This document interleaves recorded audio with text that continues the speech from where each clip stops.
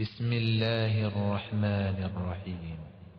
سبح لله ما في السماوات وما في الأرض وهو العزيز الحكيم. هو الذي أخرج الذين كفروا من أهل الكتاب من ديارهم لأول الحشر ما ظننتم أن يخرجوا وظنوا أنهم مانعتهم حصونهم من الله فأتاهم الله من حيث لم يحتسبوا وقذف في قلوبهم الرعب يخربون بيوتهم بأيديهم وأيدي المؤمنين فاعتبروا يا أولي الأبصار.